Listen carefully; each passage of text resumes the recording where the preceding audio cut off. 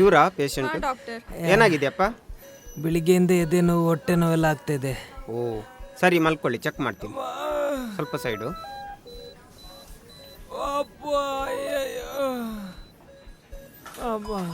ಗೊತ್ತದೆ.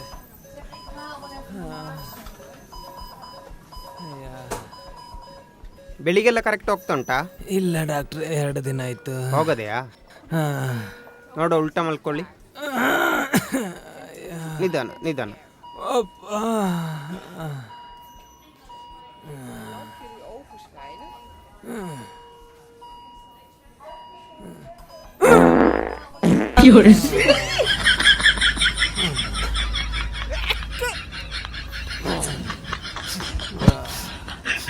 ನಿನಗೆ ಗ್ಯಾಸ್ಟ್ರಿಕ್ ಆಗಿದೆ.